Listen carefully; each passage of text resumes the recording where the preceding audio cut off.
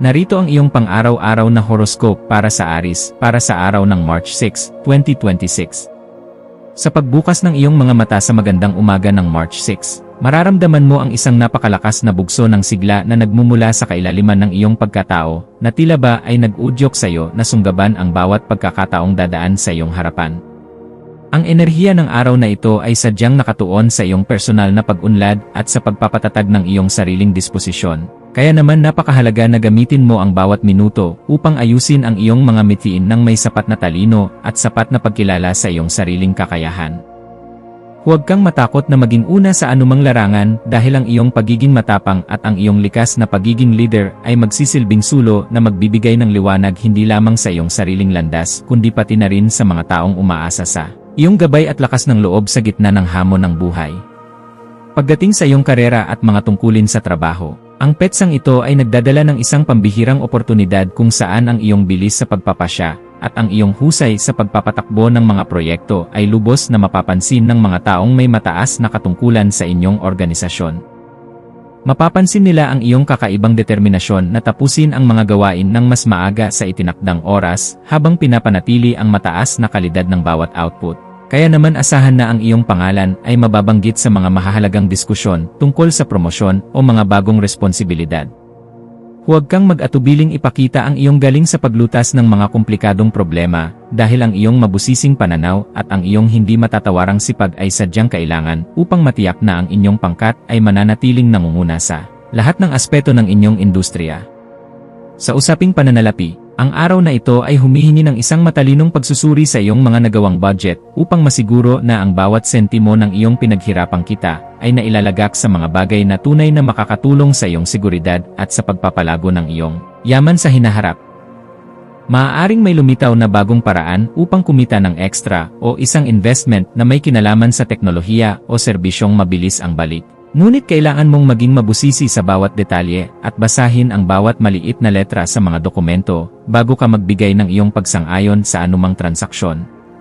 Ang pagiging masinop sa iyong mga gastusin at ang pag-iwas sa mga biglaang pagbili na dulot lamang ng pansamantalang pananabik ay magbibigay sa iyo ng kapanatagan na kailangan mo upang mapangalagaan ang iyong kabuhayan ng may sapat na katuwiran at dangal. Ang aspeto ng pag-ibig at pakikipag-ugnayan ay nasa isang yugto ng matinding pasyon at malalim na koneksyon, kung saan ang iyong puso ay naghahangad ng isang relasyon na puno ng sigla at may sapat na respeto sa iyong pangangailangan para sa kalayaan at personal na espasyo. Ang pagpapakita ng iyong pagmamahal sa pamamagitan ng paggawa ng mga sorpresang aktibidad o ang pagbabahagi ng iyong mga bagong nadiskobring hilig sa iyong katuwang ay lalong magpapatatag sa inyong ugnayan sa bawat sandali ng inyong pagsasama ngayong araw. Para sa mga naghahanap pa ng makakasama, ang iyong nag-aapoy na aura at ang iyong pagiging direkta sa pakikipag-usap ay magsisilbing magnet para sa mga taong naghahangad ng isang partner na may matibay na paninindigan at marunong magpahalaga sa tunay na damdamin ng bawat isa. Ang iyong kalusugan ay dapat maging isa sa iyong mga pangunahing prioridad sa pamamagitan ng pagbibigay ng sapat na atensyon sa iyong ulo at mga mata na maaaring makaramdam ng pagod dahil sa iyong matinding pagtutok sa mga gawain sa maghapon at sa dami ng impormasyong iyong pinoproseso. Ang iyong katawan ay humihiling ng sapat na nutrisyon at mga pagkaing nagbibigay ng likas na lakas upang mapanatili ang iyong ningning habang tinatapos mo ang iyong mga obligasyon sa loob at labas ng tahanan ng may sapat na kagaanan at bilis sa bawat galaw. Ang pagsasagawa ng mga ehersisyong nagpapalabas ng iyong pawis o ang pagsali sa mga sport na nangangailangan ng kompetisyon ay makakatulong upang mailabas ang mga negatibong vibes at mapalitan ito ng sariwang inspirasyon na magpapatibay sa iyong buong immune system. Sa iyong pakikipagkapwa-tao, ang iyong papel bilang isang matapang na tagapagtanggol at mapagkakatiwalaang kaibigan ay magiging sentro ng atensyon, lalo na sa mga taong nangangailangan ng iyong tulong upang makahanap ng lakas ng loob sa gitna ng kanilang sariling mga takot. May isang tao na maaaring lumapit sa iyo upang humingi ng mabusising payo tungkol sa kung paano magkakaroon ng mas matikas na disposisyon sa kanilang mga problema. At ang iyong mga salita ay magsisilbing gabay na magbibigay sa kanila ng bagong direksyon at katuwiran sa buhay. Maging mapagmasid sa bawat pakikipag-usap dahil ang bawat impormasyon na iyong ibabahagi ay nagtataglay ng kapangyarihan na makapagpabago ng pananaw ng iba nang may sapat na paggalang sa kanilang sariling kakayahan at kalayaan sa bawat pagkilos. Ang iyong malikhaing isipan ay magkakaroon ng pambihirang kislap sa hapon, lalo na sa mga gawaing may kinalaman sa mga bagong ideya, disenyo, o anumang paraan ng pagpapahayag na nagpapakita ng iyong pagiging orihinal at mapanuri sa bawat aspeto ng iyong ginagawa para sa iyong kagalakan. Huwag mong limitahan ang iyong sarili sa mga nakagawiang pamamaraan lamang. Bagkus ay subukan ang mga makabagong estilo na magpapakita ng iyong galing habang pinapanatili ang kalidad at dangal ng iyong mga gawa para sa iyong sariling kaganapan at pag-unlad bilang individual.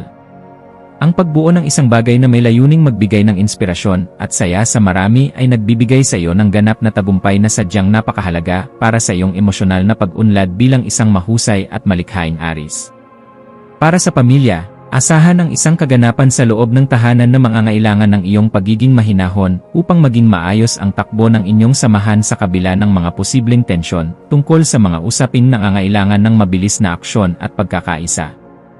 Ang iyong presensya ay magbibigay ng kagaanan dahil kaya mong magpaliwanag sa paraang madaling intindihin at may sapat na pagkilala sa nararamdamang pangangailangan ng bawat miyembro ng iyong pamilya sa bawat oras ng inyong pagsasama-sama.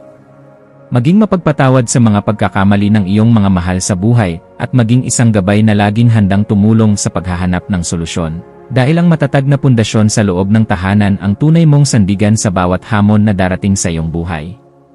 Ang iyong intuwisyon ay magsisilbing isang matalas na kumpas sa pagpapasya tungkol sa isang bagong oportunidad na may kinalaman sa iyong personal na pag-unlad o sa pagpapaganda ng iyong sariling kasanayan sa pakikipag-ugnayan sa mga taong may matibay na paninindigan. Kung may nararamdamang udyok na ayusin ang iyong mga kagamitan sa trabaho o bumili ng mga gamit na magpapataas ng iyong pagiging produktibo, gawin ito ngayon, dahil ang daloy ng enerhiya ay pabor sa mga gawaing nagdadala ng bagong simula.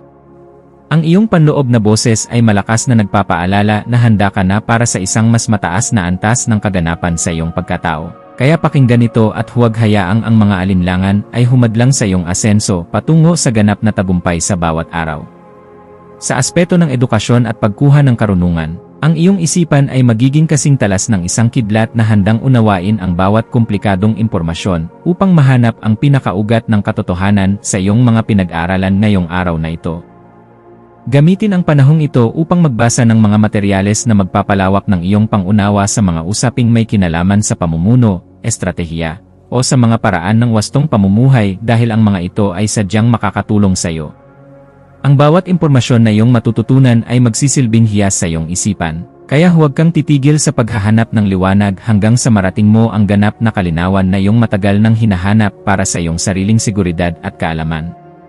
Iwasan ang pagiging masyadong mapusok sa iyong mga desisyon upang hindi ka magkaroon ng aberya sa iyong mga plano, lalo na sa mga bagay na nangangailangan ng mahabang panahon ng paghihintay at pagtitiis para sa tagumpay.